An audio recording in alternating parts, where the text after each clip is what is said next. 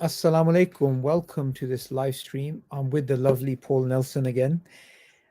We've been having many of these streams, Paul, and discussing in depth some of your ideas, and people are really looking forward to your book since you announced it. So, welcome. And any updates on the book? Yeah, I'm still on track for this time next year.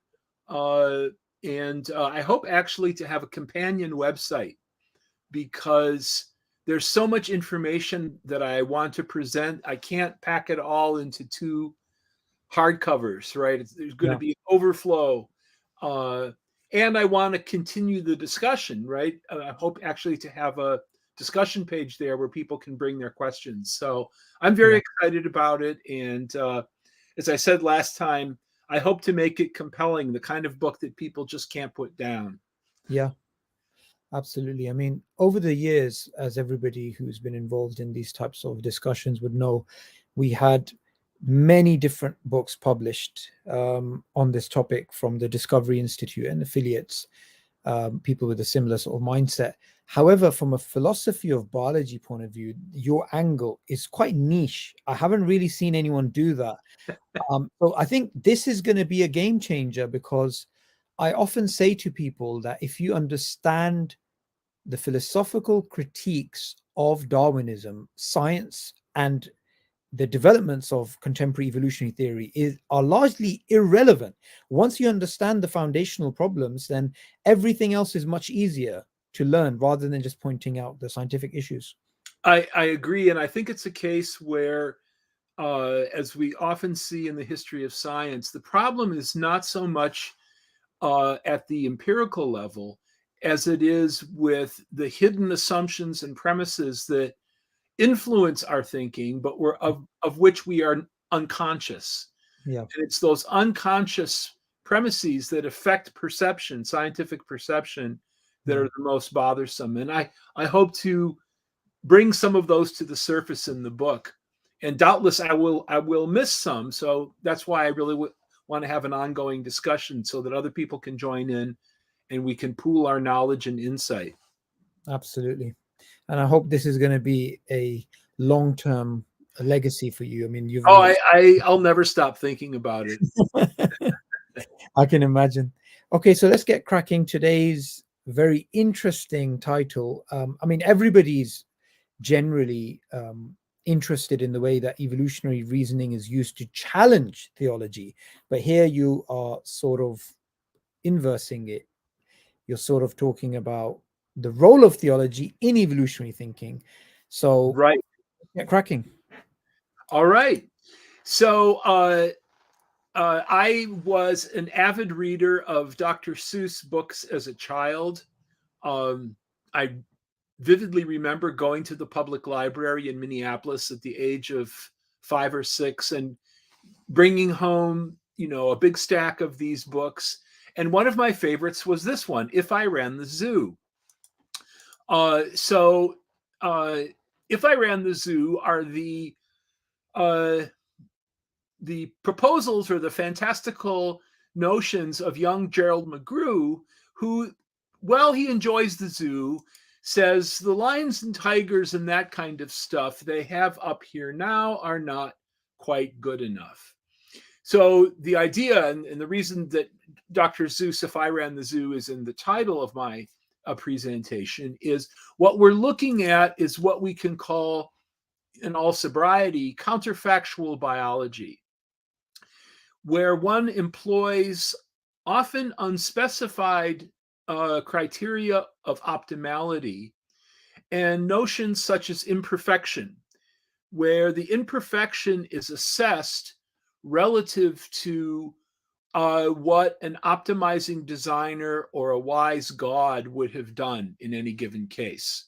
So the human airway, the human eye, the location of the prostate gland in humans, um, the structure of our lumbar region, just to focus on human biology. But Darwin himself made very effective use of these imperfection arguments in The Origin, and actually his orchid book, which he wrote and published right after The Origin, also makes use of these theological notions. So they're found in Darwin. As I'll point out in a moment, they go well back into antiquity, these kinds of arguments, but they're being published today. So this is a book that I've just ordered from Amazon by an Italian biologist, Telmo Piovani at the University of Padua in Italy, published by MIT Press. And note the title here, Imperfection and Natural History.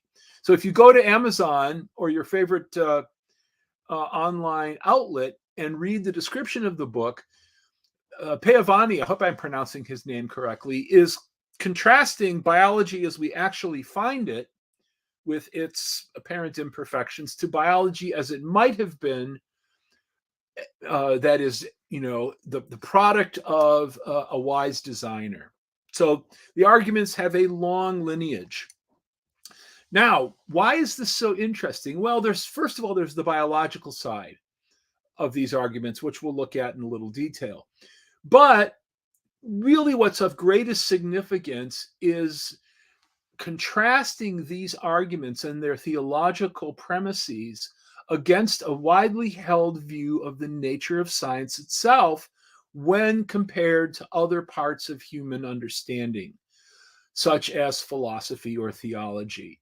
So for many people, and of course a strong case can be made for this, science and theology view each other across an impassable epistemic gulf.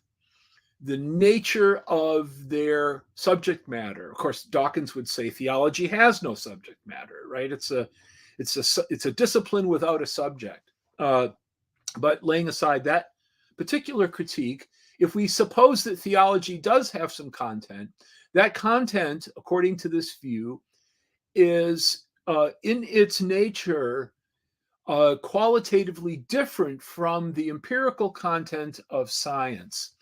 And historically, according to this standard view, the most important cause of this separation was the Darwinian Revolution. So David Hull, great historian and philosopher of science at Northwestern University, whom I got to know as a graduate student, he's deceased, unfortunately, but very productive career looking at these questions. And in 1983, he pointed out in a very thoughtful essay that the Darwinian Revolution was as much concerned with promoting a particular view of science as it was with the introduction of a theory on the transmutation of species. And I think the historical evidence bears this out strongly, that the Darwinian coterie, Huxley and Spencer and others in the mid to late 19th century, really were even more concerned about changing the nature of scientific explanation and what counted as an explanation, what counted as a cause, and so forth, than they were the details of a theory of evolution, of biological evolution. So as this has come down to us now, over 160 years later, the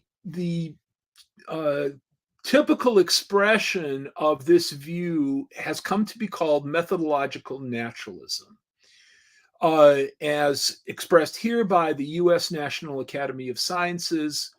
This philosophical doctrine says the statements of science must invoke only natural things and processes, which is the best short formulation, there it is in a single sentence, that I know of this idea. Now, take note here of a couple of things. This verb must is an imperative. In other words, it's not an option, right? It's not something that you can toggle on or off depending on how you feel that day or what you happen to be thinking. It's an imperative that says this is what you must do if you're going to practice or in some way or another be working as a scientist. And then to drive the point home, the National Academy has included this logical modifier only, right?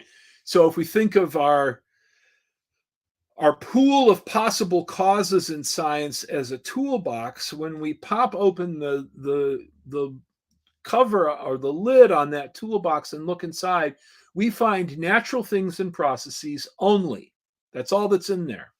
And of course, this adjective natural is also critical to the content of this claim. Natural in this sense should be understood to mean deriving from physics.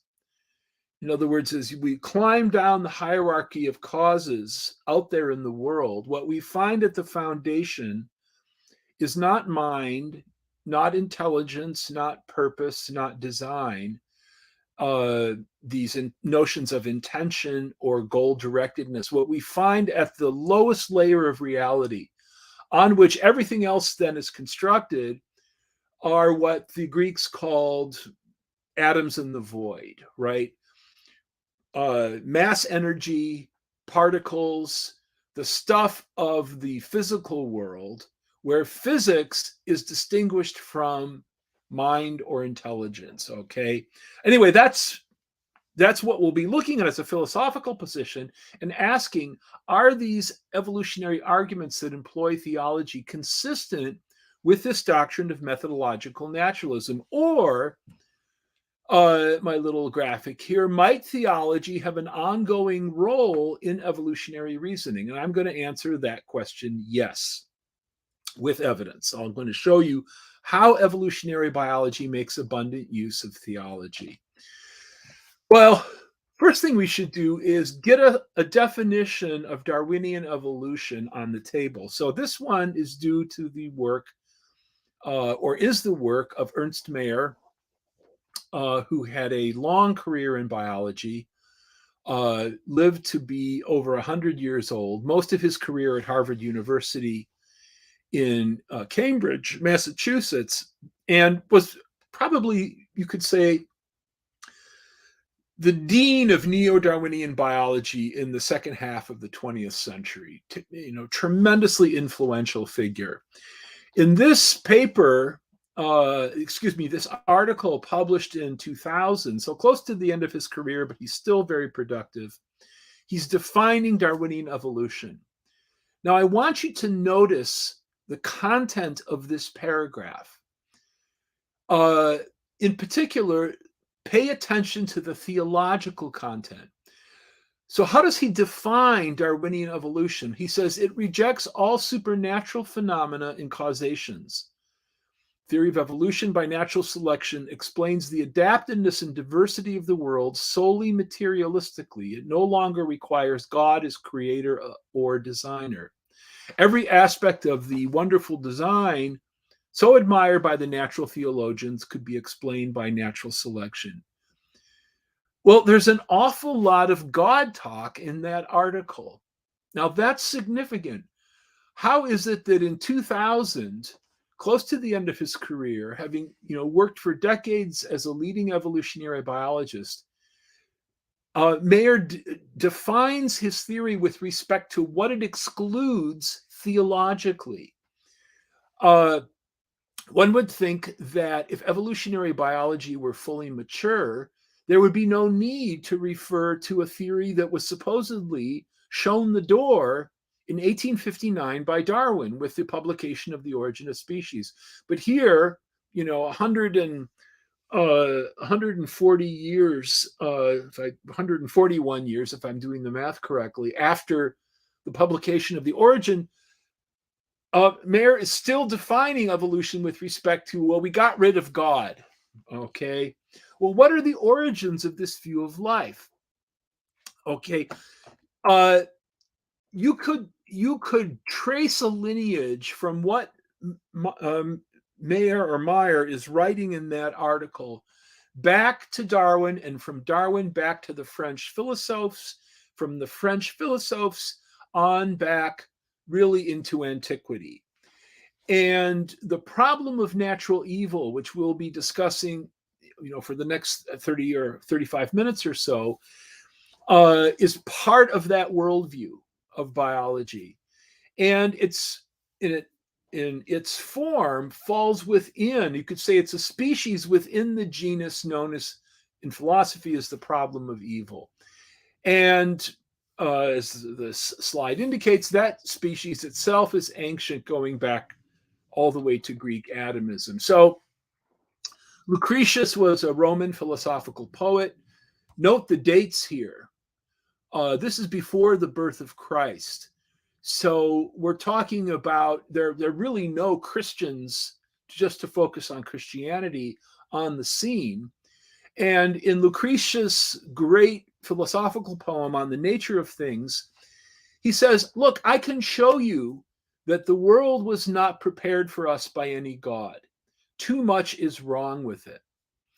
Okay, that argument makes its way up until today, really. It was sort of an unbroken lineage of dissent in a way that I find quite remarkable. One of the things that indicates to me is that these questions about how should the world look if God designed it versus how should we expect it to look if it came about by atoms in the void, or to use Jacques Monod's phrase, chance and necessity.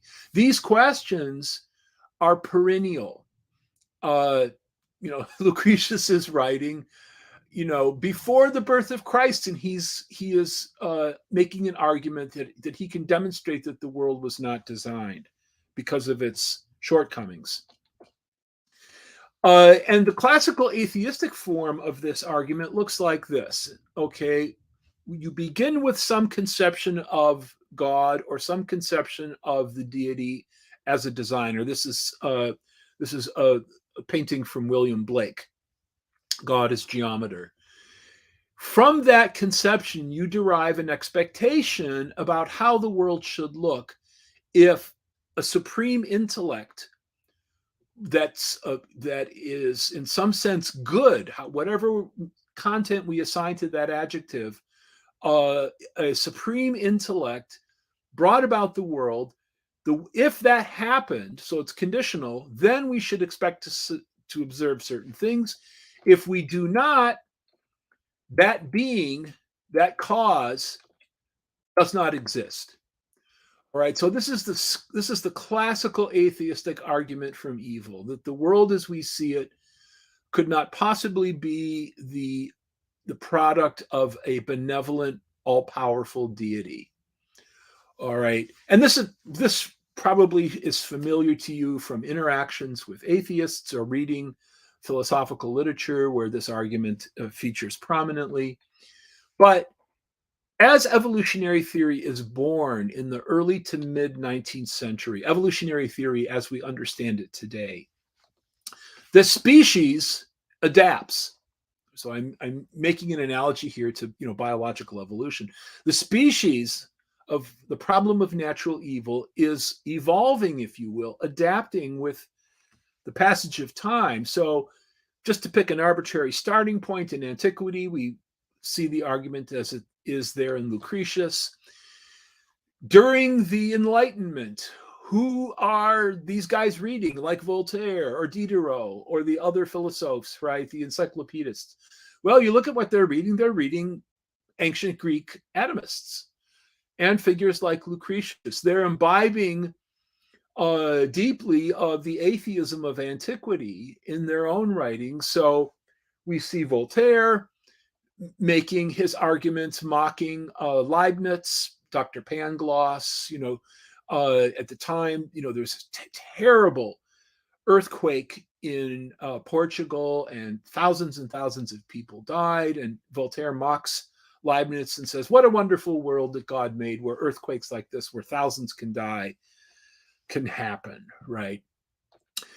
And we find Hume reading the philosophers, interacting with them, in fact, and then Hume himself imbibing of the arguments of ancient atheists and atomists.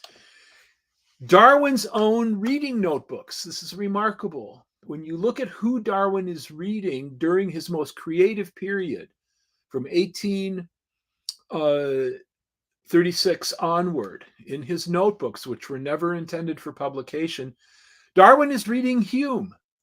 All right, so he is himself soaking up this tradition of skepticism about the nature of design and the problem of natural evil that's present right there in Darwin's notebooks in really a remarkable form.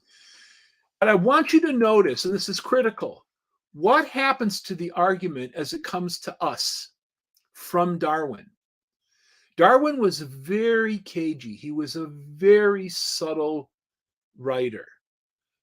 In terms of scientific rhetoric and persuasiveness, I put him right on a level with Galileo in being able to change your mind as you're going through the Origin, as you're reading the Origin. Remember, his 19th century readers in late 1850, early 1860, in that period, that Victorian period, they would have had, certainly if they were Cambridge or Oxford educated, they would have already taken in a lot of natural theology.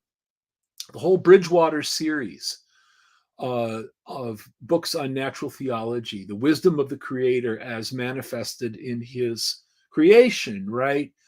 A whole book on the hand, I think by Bell. But it's a series of books emblematic of a way of thinking that we find hard today to reconstruct because our own mental universe is so strikingly different. In any case, natural theology was everywhere when Darwin was a student and a young man. In fact, when he set sail on the Beagle, he was himself a creationist by his own admission. So here's the atheistic form of the argument, right, that I outlined a moment ago. God doesn't exist because the world as we see it is filled with suboptimality and imperfection. Darwin doesn't do that. He's much more subtle. What he does is he begins with the familiar natural theological conception of the designer and derives expectations from that. They are not met. Instead of saying, as Hume might, or some other skeptic who's interested mainly in persuading people of atheism, right? What Darwin does is he says, we must be mistaken about the mode of God's acting. So the yellow arrow, the yellow arrow is God is still in some sense there, but his mode of creating, of bringing about the world must be very different from what we supposed. Okay, this is by far a more compelling argument. Because if you're a reader of the Origin and a believer in God, that belief you have in God's existence is going to be very precious to you, and you're going to be loath to surrender it. But Darwin, by piling up examples of apparent imperfection, is going to induce in you a profound sense of dis-ease, right? Something has got to give. How could all of this imperfection had come about? You want to hang on to your view of God as good and wise. So what do you do to relieve the tension? You change your understanding of how God brought about the natural world. And for Darwin, what he offers you is natural selection. And he says, look, you can believe in God if you want, but you've got to change how you think about his mode of acting. He didn't make living things directly, right, out of the clay. He set up a system that brought them about via natural laws, and the imperfections that you see are the consequence of the system that God set up. Now, of course, ultimately, this doesn't absolve God of natural evil. It relocates the causal nexus of natural evil, not in God's direct action, but in the secondary laws and processes that he sets up. Of course, a keen philosophical thinker would say, well, he's still responsible. It's just the responsibility has been moved. Its location has changed. In any case, what Darwin does is not a direct atheistic attack. What he does is say, you've got to think about the mode of creating differently. Oh, I love this cartoon.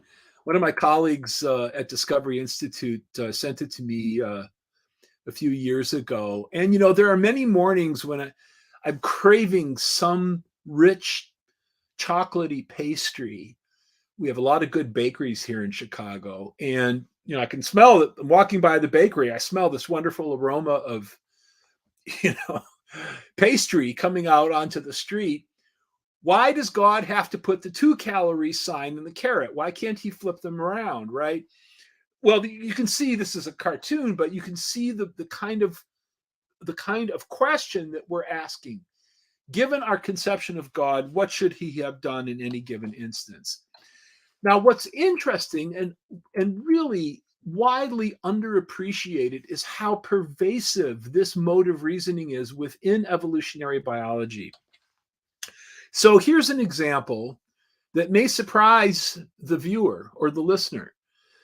Dobzhansky, who was a leading neo-Darwinian, right up there with Mayer in the 20th century, in 1973 published an article whose title has become an aphorism. If you put it in a Google search box, you'll get, I think, millions of hits. And that is, nothing in biology makes sense except in the light of evolution, right? It fits on a bumper sticker. Widely quoted all over the place. People will open, scientists, biologists will open their papers with that as their epigraph or the first sentence of their article. They're sort of staking their claim about the centrality of evolution to biological understanding.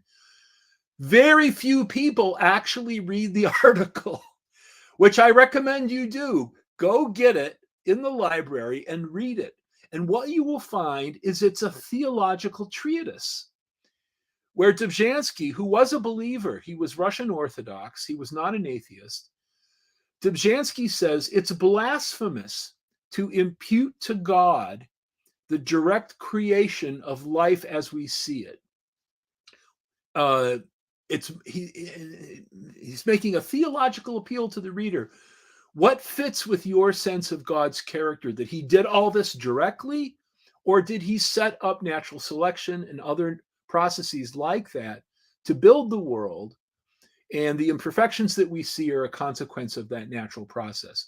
So you can see here, I won't read this, but this is the content of this article, cited by title but rarely read. And I would encourage people to go look it up, and you'll find it's mostly theology.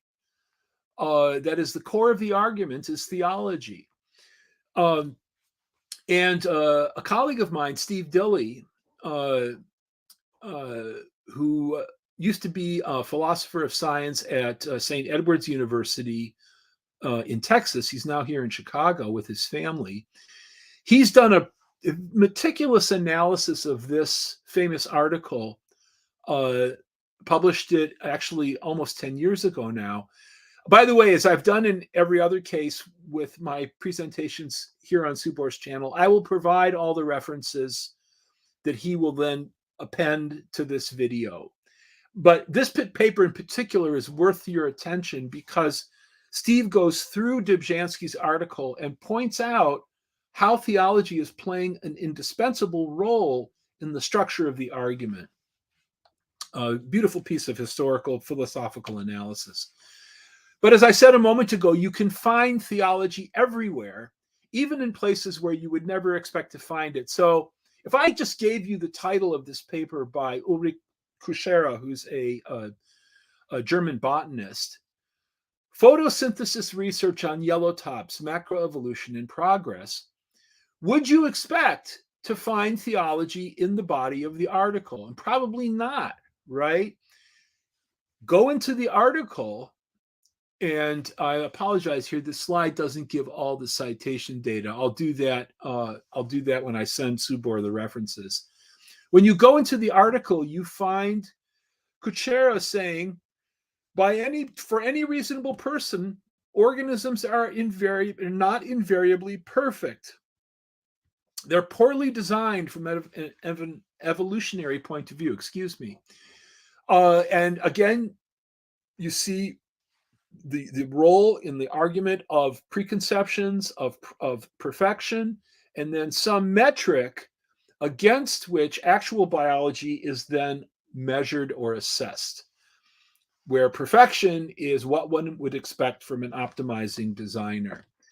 So here is a monograph I used as a graduate student in the Oxford series in Ecology and Evolution. It's a graduate level monograph on natural selection by George Williams, who I think Richard Dawkins would say happily was really kind of his intellectual mentor in the sense of the book The Selfish Gene, this science bestseller that really put Dawkins on the intellectual map back in the 70s.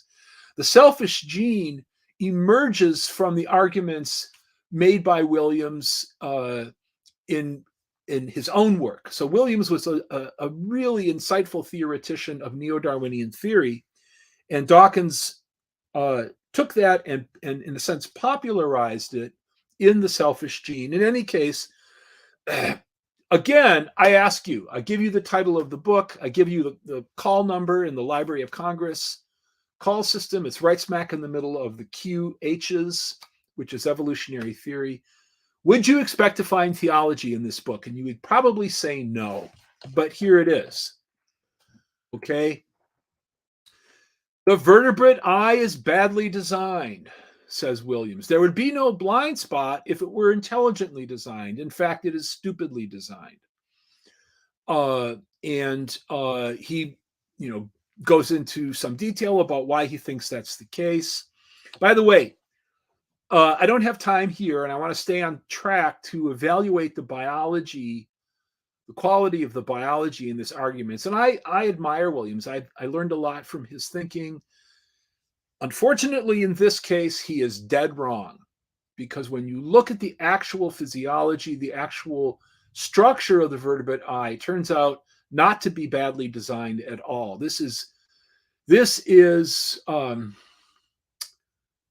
no way to soften the blow. This is adolescent. I want to use harsh language, and I don't want to do that. So let me just say I don't respect the biology here that Williams is using. It indicates a very superficial analysis of the vertebrate eye. And at the end of the talk, we'll come back to a resource that you can look into that will show you why Williams got it so wrong. The point of showing you this is, there it is. In the argument, this notion of intelligent design, what should the eye look like if it had been brought about by an optimizing designer versus the eye as we actually find it? And in a later publication, 5 years later, he says, look, we're just a mess. Human beings are just a mess. From head to toe, you find dysfunctional features, such as choking. So it's the case that every year around the planet, some number of people, I don't know the exact figure, but it's probably in the hundreds, die by choking. And Williams says, why is that? Well, it's because the airway and the tube for food have a merging lane right here. So most of the air you take in on a daily basis, you're not conscious of it, but most of the air you take in for your respiratory demands, oxygen intake, comes in through your nose and then gets down to your lungs via your trachea, which is in the front. So you can feel the rings of cartilage right here. If you're a male, you can feel them prominently on your Adam's apple. The tube for the air is in the front, protected by these cartilage rings. Here it is. The tube for food and liquid is behind it, the esophagus, going down to the stomach. So right here, when you swallow, and you can do this by putting your finger on your Adam's apple if you're a male, or just locating that cartilage ring, as you swallow, you feel a great deal of motion. What's happening is your epiglottis here, this flap with cartilage, is closing over the top of your airway. And you can see this if you watch a video where they've put a scope down here and watch someone swallow. This is closing over the top of the trachea to prevent food or liquid from getting into your lungs. Okay, but this is a merging lane. And the fact that merging lane, to borrow metaphor from civil engineering, the fact that there's a merging lane means that you run the risk of choking. If you've had too much alcohol, having a big steak dinner and you're into your third glass of wine or your whiskey sour, you've had too much alcohol and you've inhibited your reflex reaction. Of course, swallowing is something we don't have voluntary control over. You swallow and the epiglottis closes automatically. It's supposed to, but you can impair it in various ways. The epiglottis doesn't close properly and you lodge a big piece of steak right there at the top of your trachea. Now you're in trouble. And if you don't clear that opening in a matter of minutes, you will be dead, right? Because your brain cells will start to die because they won't be getting any oxygen. So Williams looks at this and he goes, gee, that's dumb, right? What a dumb way to design the human airway with running the risk of choking. This comes right out of Darwin. The argument is right there in The Origin of Species. Okay. More examples. I got to know Gould as a graduate student. It's too long of a story to tell today.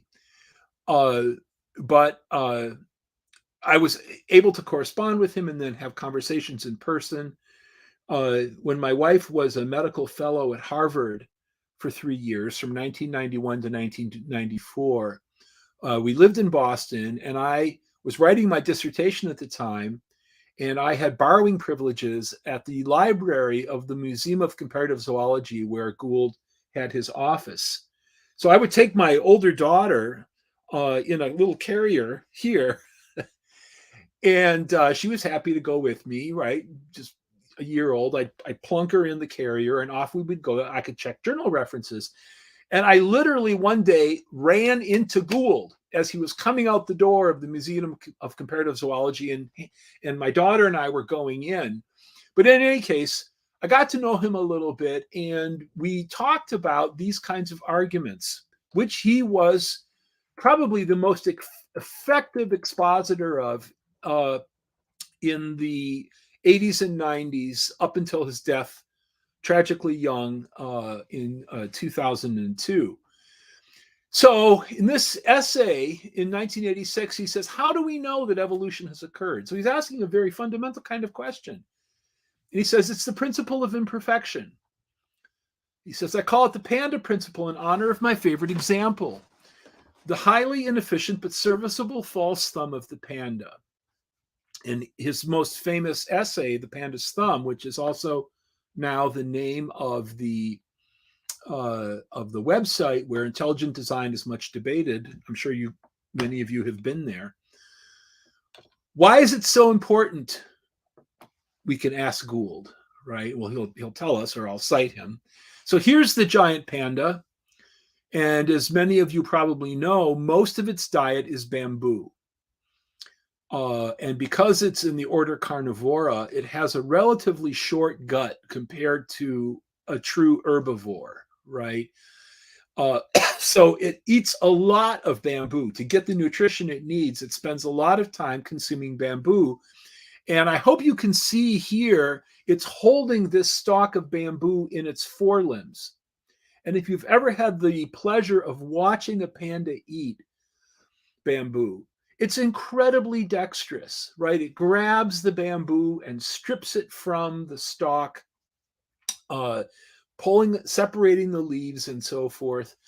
And he, I don't know if it's a male or a female, but one hand is holding here and the other is gripping here. And it's gripping, I guess you could say, the way that I am gripping this pen, if you can see me, right? I'm grabbing it with my thumb and my 4 other digits. And it does so in this hairless groove right here. Now, if you count these digits, there are 5 of them. Those are homologous to your 5 digits. All right. Pentadactyl forelimb, mammalian pattern. Where is that 6th digit coming from? This structure here. And I realize this is a 2-dimensional illustration, but if it were 3-dimensional, you would see this structure coming out at you in 3 dimensions like a true thumb. Well, this is not a true thumb in the sense of being homologous to your thumb. This is constructed from a bone known as the radial sesamoid, which in us, I believe, is a part of our wrist. But here functions as a gripping structure. So anyway, Gould looks at this and he goes, it's kind of a kludge. That's not terribly well designed. And he puts it this way in the famous Panda's Thumb essay: odd arrangements and funny solutions are the proof of evolution. It's a very strong claim there, that noun, proof. Paths that a sensible God would never tread, but that a natural process constrained by history follows perforce. All right, that sentence alone is worthy of a seminar of 2 or 3 weeks length in a philosophy or a biology program. That single sentence, there's so much packed into there that needs to be unpacked and disentangled. And today we don't have the time, but I encourage you, go get the book, The Panda's Thumb, and read that essay that gives the book its title and think about how the argument works. All right. So we have notions here that require some careful thinking. A sensible God, odd arrangements and funny solutions. Here's how the arguments work in a very schematic form. We've got intelligent design as our hypothesized cause. Our expectation is if the designer is an optimizing creator, designer, we ought to expect optimal design, but we observe suboptimal design in many cases, which is not consistent with the cause that we've invoked. But evolution, there's no purpose there. It's an undirected material physical process of differential reproduction and selection over time, with a steady supply of randomly arising variation. And in some cases, it will produce optimality, but in many cases, it will produce suboptimal design. As long as you're good enough to pass on gametes, to reproduce, natural selection, you go into the logic of natural selection is fine. You're good to go if you can produce gametes, and those gametes meet other gametes for a sexually reproducing species, and the process of descent by modification is underway. So evolution doesn't optimize, does the best it can. I'm sorry for personifying it, but making a comparison here. Evolution satisfices, to use, I believe, Herb Simon's verb. Occasionally, it will hit optimality. So when you read Gould, he talks about being on a boat, I think going to Nantucket or Martha's Vineyard. Anyway, he's watching a seagull hovering above the back of the boat, and he's amazed that it seems to have no effort at all. It's just floating there on the breeze, right? And he goes, that's really optimality. So sometimes you will get optimality, but you'll get suboptimality. And if you look at the relative strength of these two hypothesized causes, evolution wins because it can accommodate or explain a greater range of phenomena. And intelligent design loses. So that's in schematic form how the arguments work. Now, let's go back to our opening question. Here is this claim in the Panda's Thumb, which, if you look at it in a library, you will find right in the middle, nestled among other books on evolutionary biology. It's by all appearances a scientific volume. Is this argument consistent with the claim of methodological naturalism? Now you face a real dilemma, because if this philosophy of science on the bottom is sound and true, right, that statement on the top of the slide is not science. Conversely, if this is science, which by all appearances is what Gould intended it to be, this philosophy of science has got to go. So you've got an epistemological conflict here at a very deep level. The theological content of these arguments is prima facie inconsistent with the doctrine of methodological naturalism. Something's got to give. What if you could say, well, design violates the rules of science? Well, what if design never left the building? What if it was always there, right, in the science building? Now, that may be counterintuitive to you, and you say, well, look, Paul, I mean, come on. The history of biology is that Darwin got rid of design in the middle of the 19th century, and it's never come back in any proper form. And you would give me this picture, right? Darwin and Huxley and the other members of the first wave of the Darwinian revolution, they showed the natural theologians to the door. It was over. We bid you adieu. We are now running the house of science, completing the process begun centuries earlier by Galileo and others. So the standard picture you would give me is, once upon a time, theology and science were entangled. So here we have Linnaeus, great Swedish botanist, who gave us the Linnaean system of classification. Here we have Isaac Newton, whose writings were full of theology. And you say, well, once upon a time back in the 18th century and earlier, this was a problem. But along comes the Darwinian revolution, and now theology has left the building. And there's a lot to be said for this picture, right? I mean, you can make a case for this view of the history of biology or the history of science generally. But I think what actually happened is much more interesting. They never went away. Teleology, ends, means, ends, reasoning, purpose, these notions of directionality never left biology.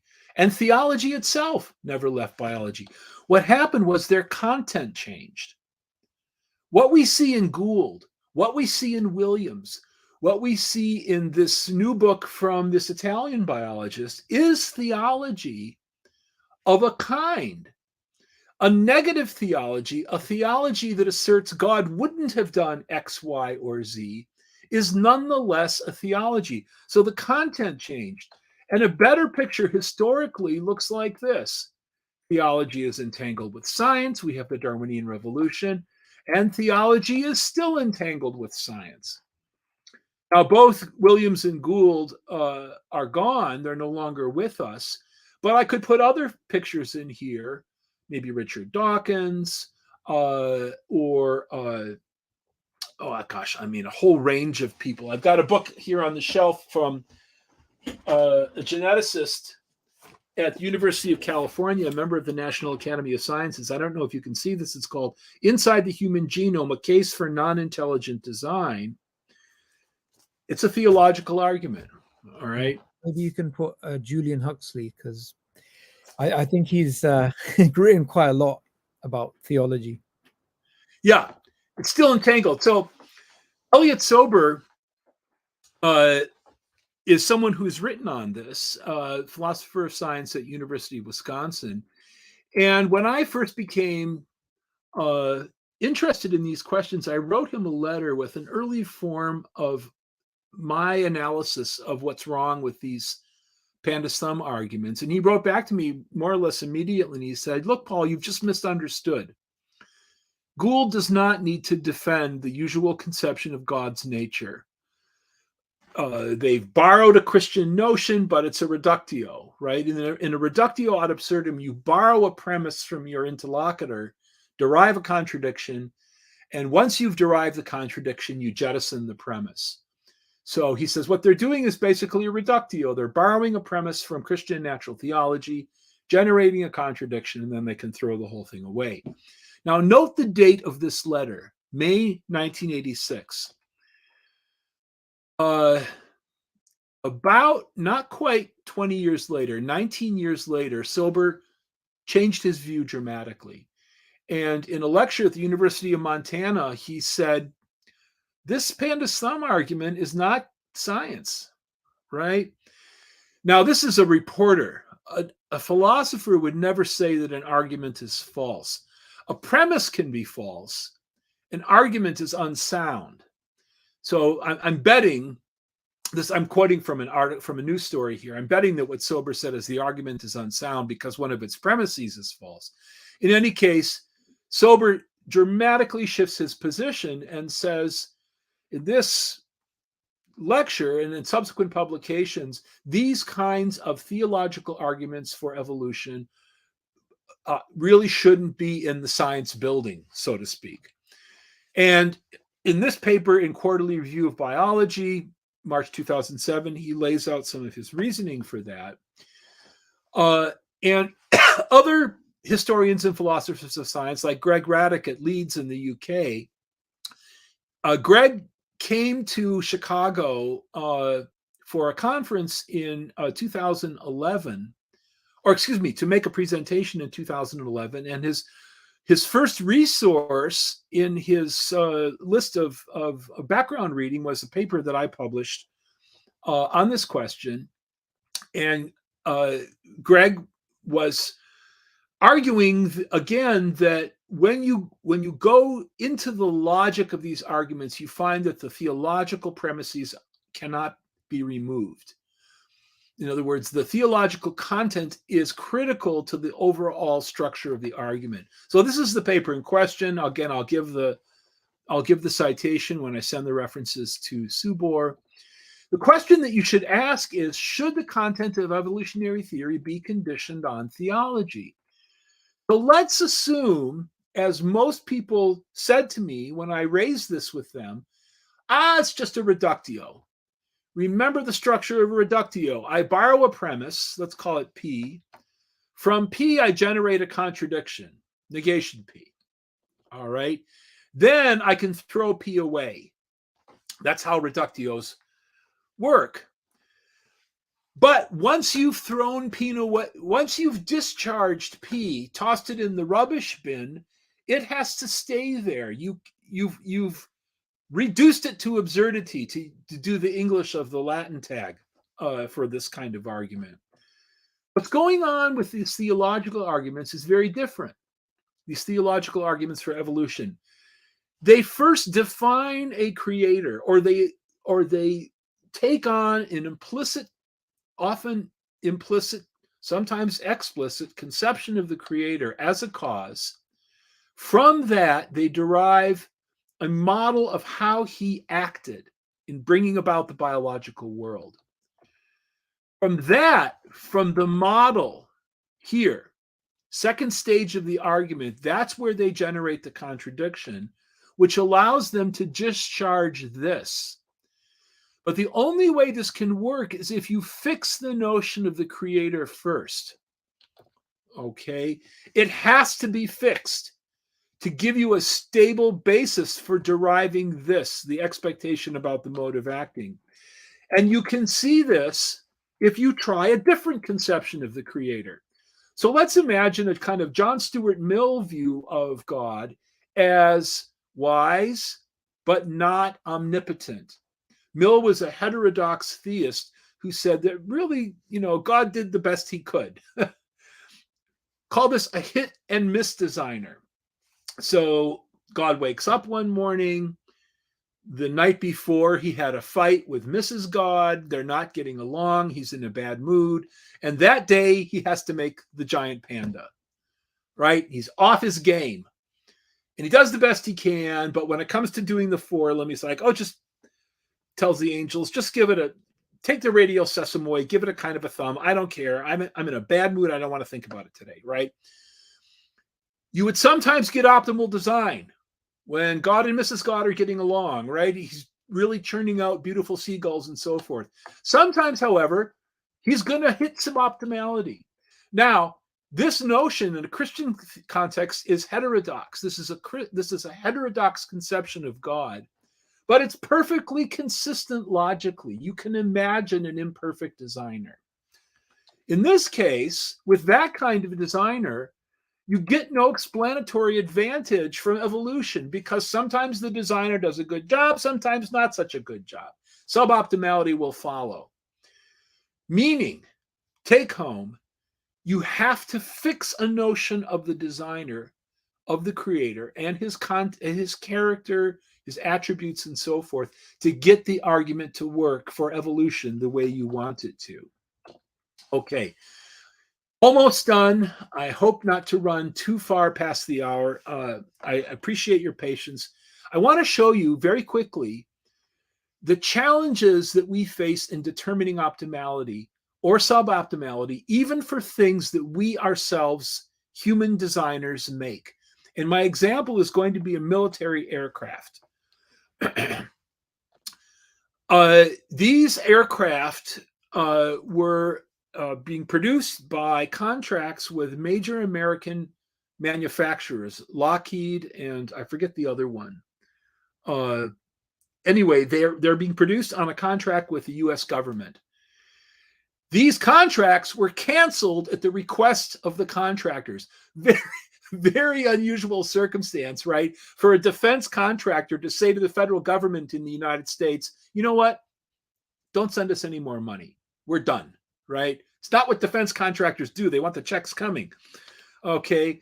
The contractors canceled the contracts. Why?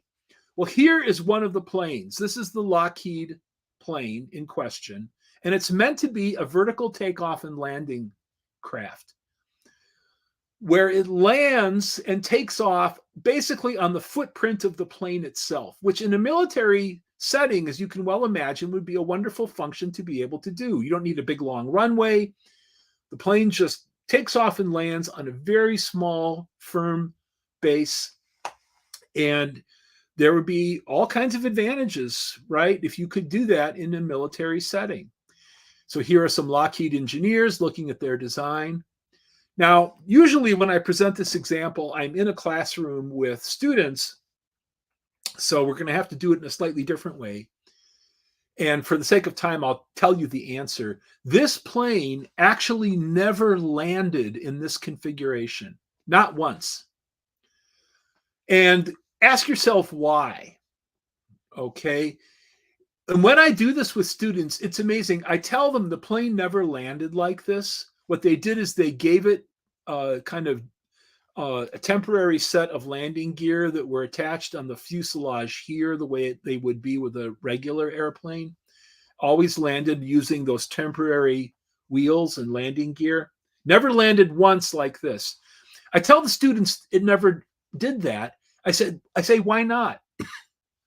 Within about 90 seconds to 2 minutes, typically, I've done this a number of times, a student will say, well, if you're sitting in the cockpit here, you can only see this way or out to the side, but you can't actually see where the ground is. As you're coming down to try to land, human beings are not owls, right? We can rotate our heads about maybe slightly more than 180 degrees on our necks. We can't turn our head all the way around to look to see where the ground is. So if you're the pilot sitting in the cockpit here, trying to back this plane down onto the ground, you can't actually see where the ground is. It's going to be very, very hard to land. All right. Convair was the other contractor. And they quickly realized that you couldn't land the planes, right? There was a design flaw in the concept because of the way the pilot was sitting in the cockpit. He couldn't see where the ground was. Okay, now here is a workable design developed in the UK, used by the US Marine Corps. I think perhaps they still use it. You can see here where the pilot is sitting, he can look out and see the ground this way. And this works. I've seen them in air shows. They're amazing planes. He can see where he is relative to his landing. The pilot can see where he is relative to his landing surface. So Kelly Johnson, who is a great aircraft designer at Lockheed, they would get the plane up in the air, right? And they would practice landing on clouds. And they couldn't tell where they were. So they wrote the Navy and they said, we think it's inadvisable to land the airplane. And the Navy said, you know what, you're right, forget about it. And that was the end of these projects. Now, imagine you're a designer at Lockheed and someone comes in one day and says, you know what would be really great? Vertical takeoff and landing. Instead of a mile-long runway, just a space big enough for the plane to stand and go up. You say, yeah, it's a great idea. I know what we'll do. We'll stand an airplane on its tail. So here's your idea, right? Vertical takeoff and landing. Just stand a plane up, give it a robust tail that will support the weight of the craft, right? And up you go and down you come. So here is the idea. Here is the first conception of the idea. Then this is probably, these next two stages, probably 2 years at least. Design the plane, build it, roll it out, and try to fly it. So from idea through design, conception, and execution, it's probably a 2 to 3 year interval. Not until the test flight stage does anyone say, wait a minute, how are we going to land? What this tells you is that even for things that we make, like aircraft, assessing optimality and suboptimality is not obvious. It's very tricky. Okay, and I'm sure the engineers at Lockheed probably went out and had a good round of drinks and said, we really blew it. No one realized as we're going along, guys working at Lockheed, as we're going along this pathway of design to construction, that we're not going to be able to land these planes. What does that tell you? When you come back to biological suboptimality, keep that in mind, that it's very easy to get this wrong. All right, so let's test Gould's claim here about the panda. The panda's forelimb. We're almost done. I appreciate your patience. Okay, Gould looks at this. The panda's thumb here, false thumb, built from the radial sesamoid. And he says it's kind of a kludge. It's not what an optimizing designer would have done. Works okay. Really, implicit statement is I could have done a better job, or somebody could have done a better job. So he says here in the same essay, it is a contraption, not a lovely contrivance. It wins no prizes in an engineer's derby. All right, so I'm a graduate student. It's the mid to late 80s, and I wonder who else has that view. So I go into the panda natural history literature. In depth, I read everything I can on what's been published about the function of the pseudo thumb. In every case, except for Gould, in every other case, the observers said it's amazing how dexterous pandas are. Probably in the order Carnivora, the most dexterous animal there in terms of being its ability to hold things, right, in this grip here. So Richard Perry, writing about the panda, says, it holds things with astonishing adeptness. Can pick up a tin dish. All right. A female could hold a spoon. And single objects like a straw or a candy disc, a little candy wafer, with the utmost precision. The only team, to my knowledge, who ever looked at the panda's thumb in any anatomical detail in terms of its function was a Japanese group that published in Nature in 1999. And they did a careful analysis of how the forelimb actually worked, which I don't have time to go into today. But their conclusion was the system in the forelimb worked with great dexterity. We have shown that the hand of the giant panda has a much more refined grasping mechanism than has been suggested in previous morphological models. Meaning, Gould was basically shooting from the hip, not doing his biological homework, not doing close observation, but saying, well, I wouldn't have done it that way. And I'll tell you, that's why we have science, right? Because our initial impressions of things are often wrong, as is the case with choking. So you look at this and you say, well, people do choke. There's got to be a better system. And again, I've done this as a thought experiment with students, even people with significant biological training. And the typical answer is get rid of the merging lane right here. Separate the two pathways. So here, as I said earlier, most of the oxygen comes in through your nose. where it's filtered on its way down to the lungs. So we have one pathway here for the oxygen and a separate pathway for food and liquid coming down to your stomach. All right.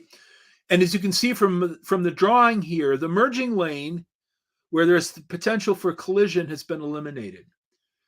So we appear to have solved the problem of choking, except we haven't. We've actually made the design of the human airway and neck much worse.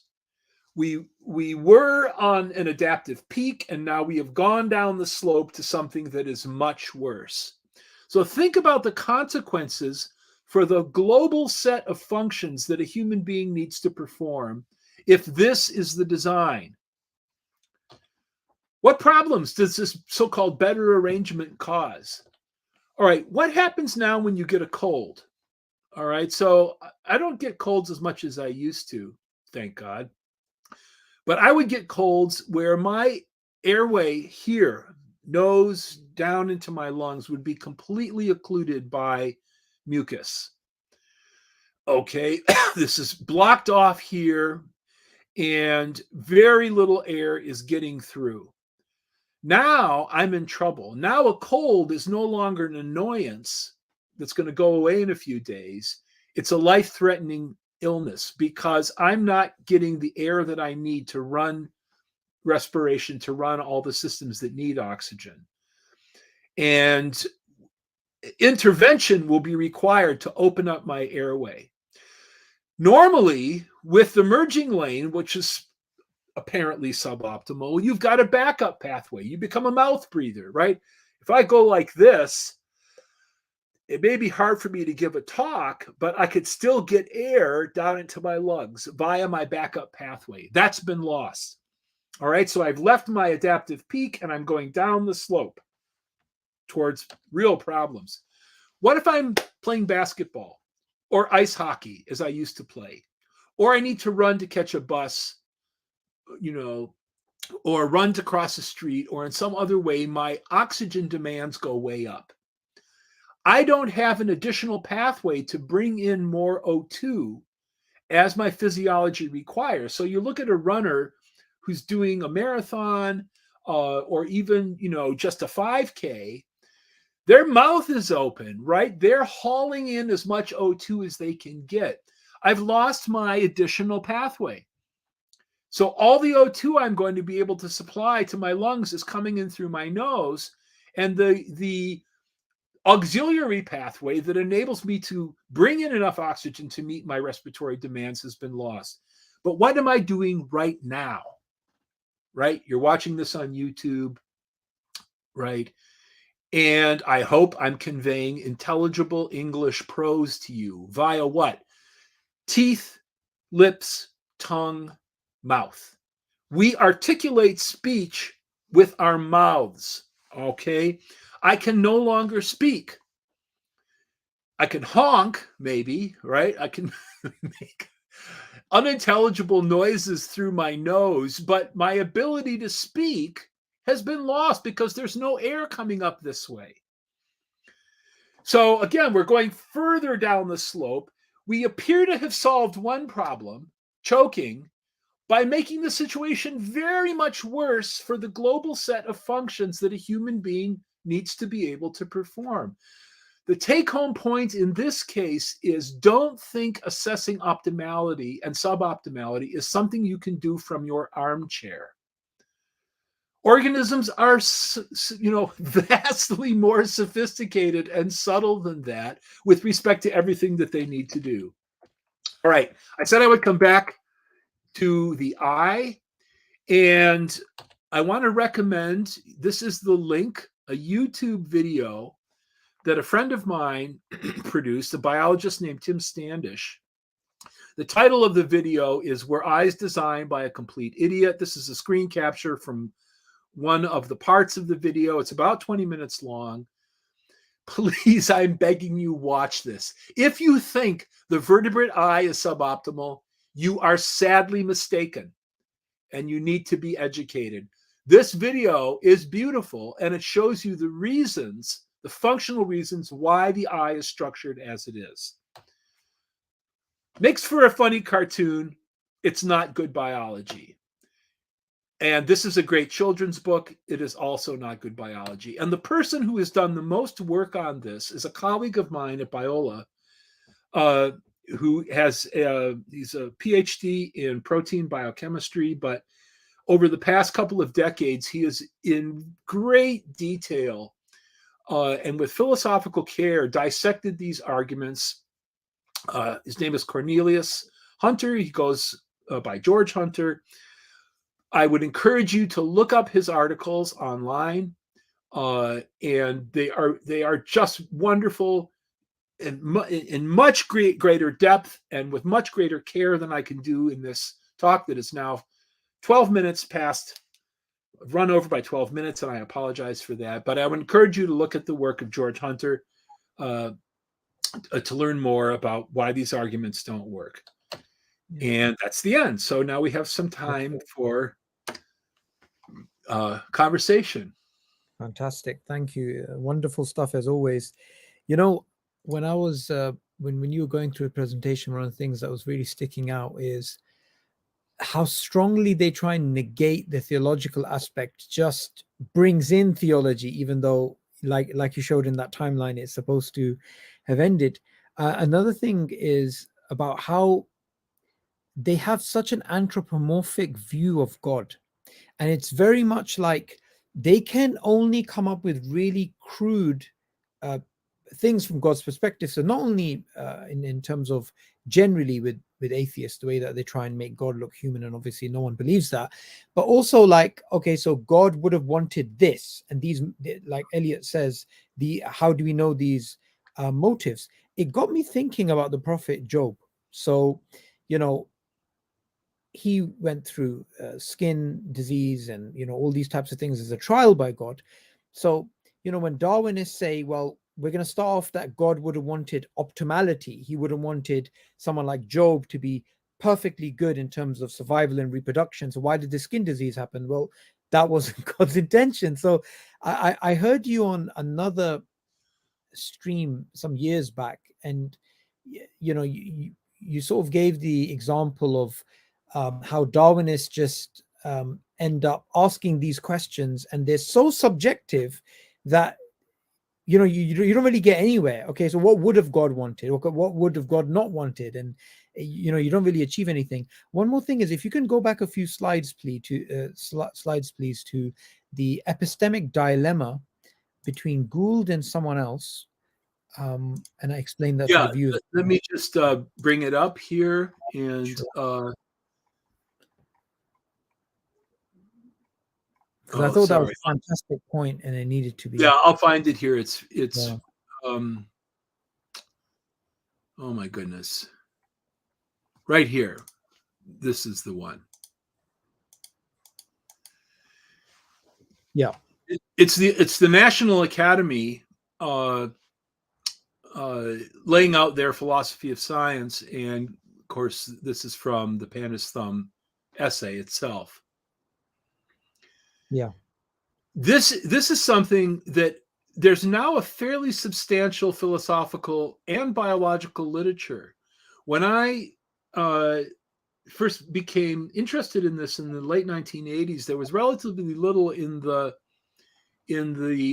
philosophical literature dealing with this. And now, because of the work of George Hunter and Steve Dilley, and from the skeptic atheist side,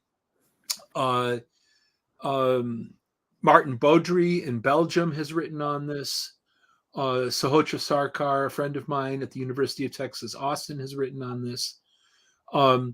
There's enough of a body of accumulated work where you could really actually do a whole dissertation on this topic. Yeah. From you know, all the dimensions that I've very quickly sketched out here. Yeah. Yeah. And it shows the inconsistency as well, because, you know, something as simple as the statements of science must invoke only natural things and processes. It sounds so benign. So, you know, it's harmless. But the way you've shown it here is it's theologically heavy. There's actually a lot going on. And I would Yeah, Yeah. I would say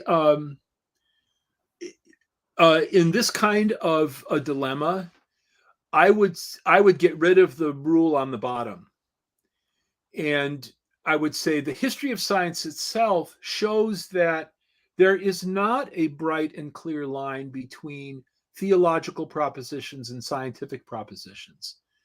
Um, if you look, we can leave biology and go into celestial mechanics and look at the early Copernican revolution. Copernicus and Galileo, more than they realized, were still students of Aristotle Yeah.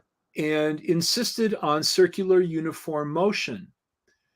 Uh, uh, in Kepler, excuse me, Copernicus actually says the mind shudders at the supposition of any other kind of motion as unworthy of the creator. And Mm. along comes Kepler in the next generation and says he can't fit his planetary data to a circle. And he says, well, why am I forced to have a circle anyway? Right? And you see in this episode, this fascinating episode from planetary astronomy, the role of what Gerald Holton calls a thematic assumption. Yeah. And when I talk to students, I encourage them, ask yourself for any proposition in a scientific text, what is its foundation? Is it out there in the world, among the data, among the evidence, or have I imposed it from my imagination? Um, Yeah. and of course, we can't always be certain of that, right? But I would say to the National Academy, forget about that rule. We don't need it. What we need to do is thrash out what we think happened in light of all the causal possibilities and let the best theory win. Yeah. We'll sort out our theological questions later. Yeah.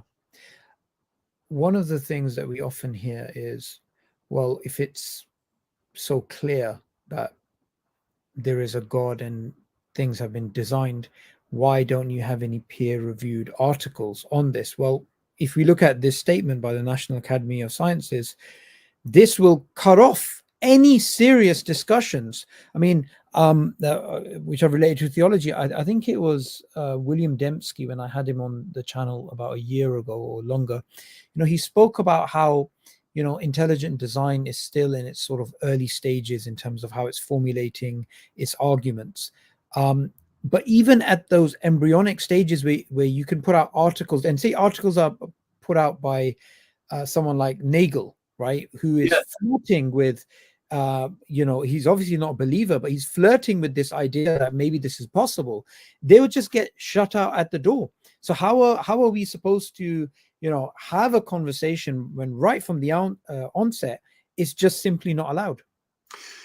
You're right, and I'm encouraged to note that this is changing. So last year, for a period of time, 2 of the 3 most downloaded articles from the Journal of Theoretical Biology were intelligent design publications.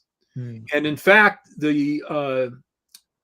I think is it Elsevier or Springer? I don't remember who publishes the Journal of Theoretical Biology, but the European publisher put a disclaimer on these papers, but they never took them down, right? Because editors and publishers pay attention to what do people want to read, what's being downloaded from our site. And these papers were very, very interesting. They were clearly written from an intelligent design standpoint.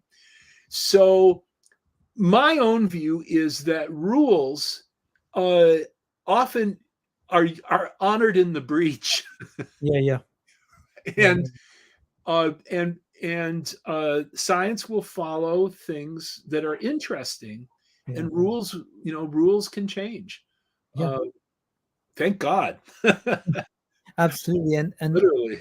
Darwinists have been getting in the way of the market, because the market is there for intelligent design. People are interested, and the ideology is sort of hindering that. And hopefully some people with a more capitalist mindset who want to increase their sales would entertain this. Something came to mind a few years back. 2015, Richard Dawkins came to London, and he was giving a talk in a small setting somewhere. So I went down to the event, and when it came to Darwinism and alternatives, he said something very interesting. Hmm. He said that, well, Lamarckian evolution, the way it's being reignited, the discussions about epigenetics and whatnot, he said, look, this will only play a small role in terms of trying to challenge Darwinism. It'll only, if you like, take on the small bits which Darwinists can't actually explain. But if you actually want something which could potentially challenge Darwinism, it's actually going to be intelligent design as a holistic view, which is an alternative. Lamarckian evolution is not enough. And obviously he then went on to show that it's false, or he believes it's to be false or whatnot. But it was interesting because he was acknowledging that the real threat to Darwinism is not these things.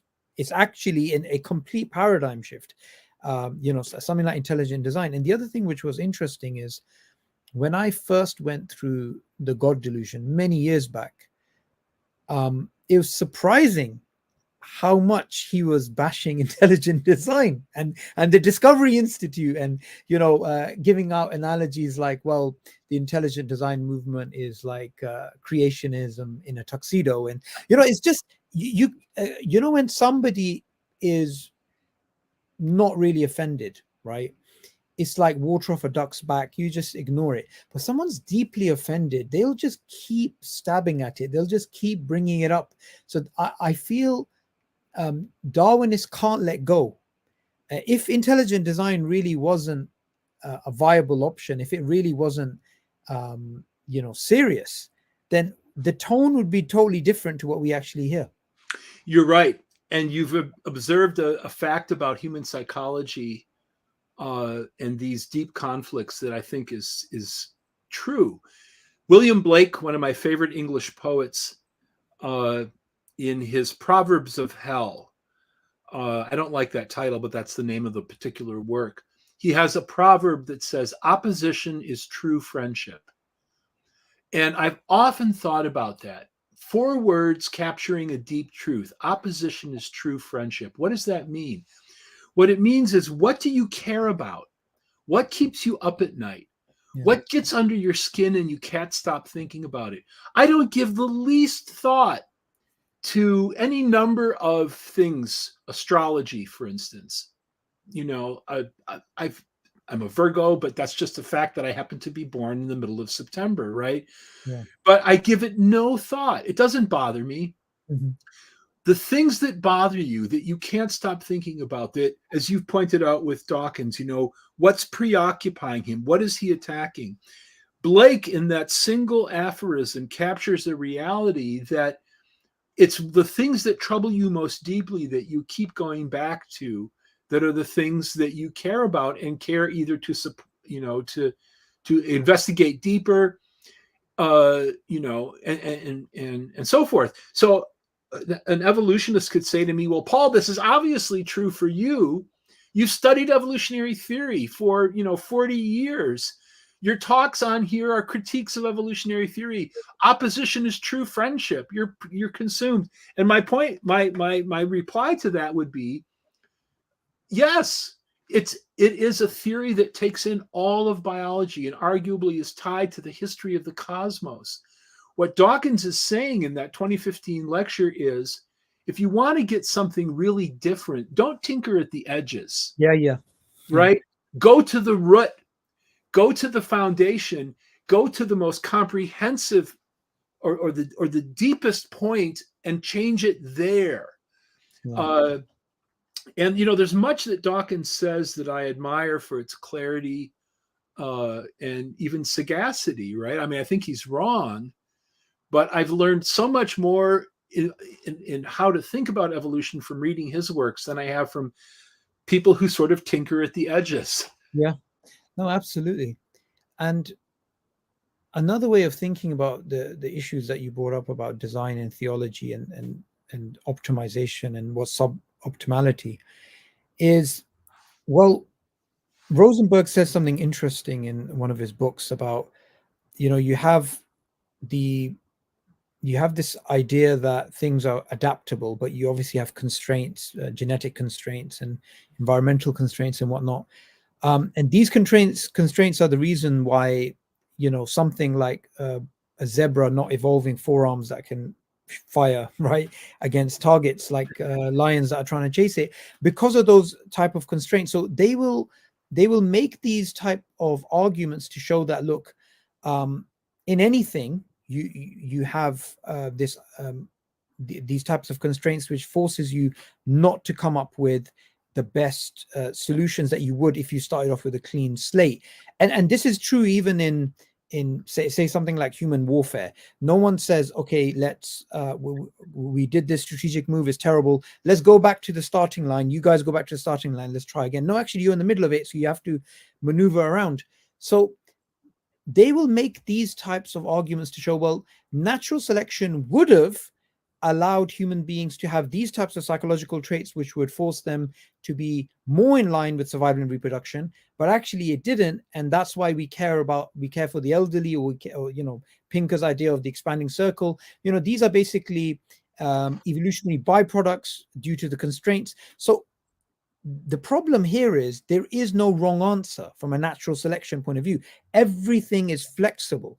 But when it comes to God, the only answer they want to entertain with is, if there is a God, then this very unreasonable demand, I don't see it, therefore there's no God.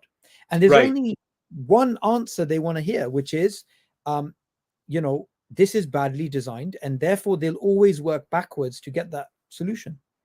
Right. And I think that if I could advise them to become to have greater nuance and greater insight, I would say use the same degree of analytical precision, analytical care for a world where design is a possibility, right? Bill Wimsatt, my PhD advisor, used to tell me, Paul, there's no point in arguing against a straw man. You can always do that. Find the best argument possible on the other side, Yeah. and argue against that. So I would say to Rosenberg or to Dawkins, surely you can come up with a more powerful, more coherent conception of design that doesn't stumble at the first apparent suboptimality. Yeah. And I think Elliot Sober, if I have to recommend, or if I don't have to, I would like to recommend his work to the listeners. I think Sober tries to do this. Yeah. He tries to give the best possible construction of a design position and then argue against that rather than a straw man. So I've ordered that book by the Italian biologist. I'm curious to see how he unpacks this notion of imperfection. Yeah. And even though I no longer, when I started, as a graduate student, I spent a lot of time thinking about these arguments. Now I'm focused on other areas, but I sort of keep an interest in them because they won't go away. They won't go away. And let me say one thing in conclusion. The problem of natural evil is real. If I were arguing against my own position, I would say something along the lines of the incredible design of certain pathogens. The almost devilish construction of the life cycle of certain parasites. I was having a conversation once with Wimsatt about the multiple life stages that certain parasitic forms go through, where they have a larval stage and a flying stage and so forth. Yeah. And Bill said, it's hard to understand that from natural selection because all of these stages have to be viable, and they all have to be viable along the same life cycle at the same time, right? How is that going to happen? So the very thing that was giving him sleepless nights from the perspective of natural selection, I was having sleepless nights from the perspective of intelligent design. Why would a beneficent designer create such a horribly complex and apparently evil parasitic life cycle. In any case, the problem of natural evil is real. And you find it in, you mentioned Job earlier. Job is struggling with this. Why am I suffering? Right? And it's a place where I think theology comes together with science, and we need all the resources we can to deal with the problem. So nothing I said in this presentation should be taken to diminish the reality of this challenge to theism generally. But what I want are fair rules. If it's okay for Stephen Gould or George Williams to use theological concepts in their science, I want that same freedom. The same set of rules for everybody. Sorry, I was trying to unmute myself. Absolutely, and that type of inconsistency is troubling, because at the end of the day, we are trying to arrive at the best solutions to the problems that we're facing in biology. So what is the best description of this phenomena? How do we optimize human health? How do we do this? How do we do that? If we're just going to start off with these very strong breaks, okay, anything non-natural, and natural is again hard to define, we're not going to entertain, then in essence you're basically saying human health and human welfare is not important for you, because surely there are going to be implications if you start off from a design perspective, as in a God-centric design perspective, and a naturalistic perspective, which are going to have real life epistemic and non-epistemic implications on people's lives. Right. And anybody with, if they were, say, agnostic, they would say, well, let's hedge the bets and let's see, what we're going to come to. And I think, I mean, I don't know what your thoughts on this, and maybe we can just end upon this because it's been an hour and a half, but I think most biologists and most people involved in this field, I feel they shouldn't even be labeled atheists, because a lot of people are just not interested in these theological discussions. And if anything, they may call themselves atheists, but they really are agnostics, because they have this, they're not hard, Yeah. Again, I would, Francis Crick used to have this principle. He said, don't tell me what your official title is or what you're supposed to be doing. I want to know what you gossip about. Right? What do you talk about at the lunch table? What do you talk about when you're walking with a friend? What do you talk about, when you have a spare minute at the water cooler? And he said he called it the gossip rule. And he says, that's what you really care about.